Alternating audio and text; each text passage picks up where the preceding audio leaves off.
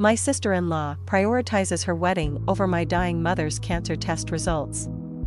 My 42F sister-in-law, 38F, is getting married and has had very little contact with us before the wedding. Any contact initiated has been us visiting my husband's 45M family, which is out of state and is a 14 to 16-hour drive each way.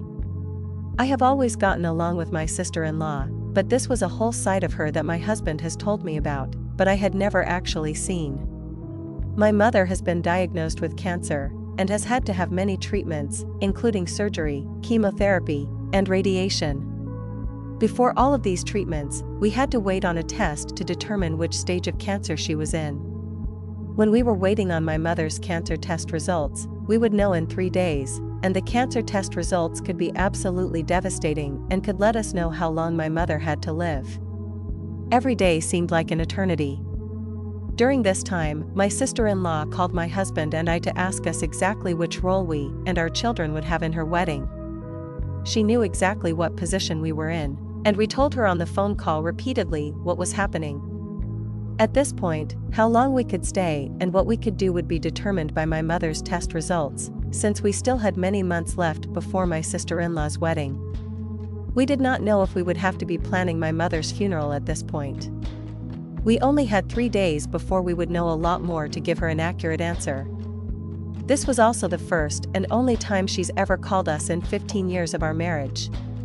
She began asking us exactly what we would be doing at her wedding, what day we would be there, and how long we could stay.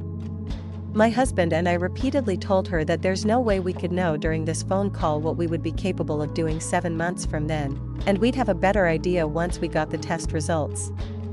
We repeatedly told her that that would take 3 days. During this phone call, she began getting upset and angry with us, using her sassiest and grainiest Valley Girl voice, to tell us that she needed to know, by tomorrow, what we could do during the reception, and what our children could do during the reception. I do not know how to go forward with this woman after this interaction. She insisted on knowing by the next day, and began getting very angry with us. We were really calm, and kept trying to calmly explain again the position we were in, as I couldn't fathom that she would have such an attitude of insistence in the situation we were in. She began insisting that she needed our children and us to help her set up chairs, serve people's food, and clean up after the reception. Overall, she wanted to know immediately what roles we could play in giving her free labor-intensive roles at her discretion, so she could save money on their wedding. Mind you, we would be driving 16 hours to come serve her, while my mother needed me for help after having been diagnosed with cancer. I still would have gone to her wedding before this phone call and figured out how to help my mother as well, if my mother's stage of cancer wasn't as severe. It turned out my mother's cancer has since spread to her bones, and she is not in good shape. After the interaction, I do not want to see her or be around her at all. I am not even sure that I want my children around her either.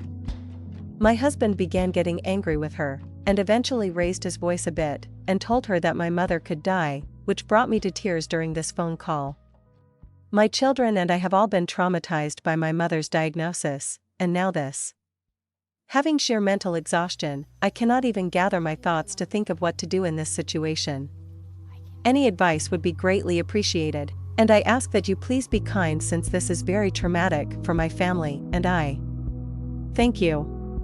Edit. Thank you all so much for all the support and advice. It has helped me to feel so much more level-headed and sure of my decision going forward. I will not be attending the wedding, and neither will my kids.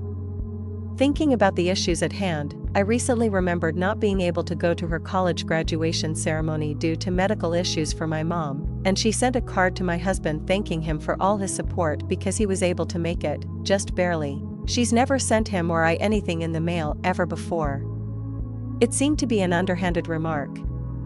Thinking back on things even more, there have been times she has allowed her niece and nephew she was babysitting throw things at our family when we had just came to in-laws' house after a long trip, and allowed them to say some things to us that I've never heard come out a kid's mouth before.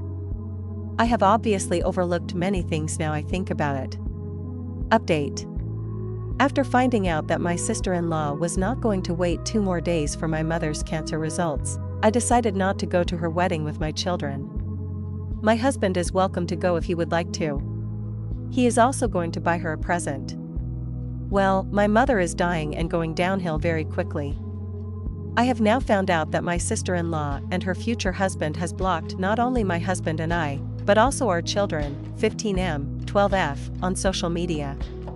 There was no explanation for this, and my main concern at this point is her desire to come visit us across state lines. She has invited herself and her family, extremely unruly children included, to our home repeatedly, and my husband has so far been pretty agreeable, at least temporarily, so as to avoid any arguments. Not only will I never have this woman in my home, I am worried she's going to try to come to my mother's funeral when my mother dies soon. I do not want to see her, her family, and I do not want her to have any contact with my children.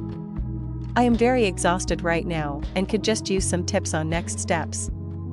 Thank you so much in advance.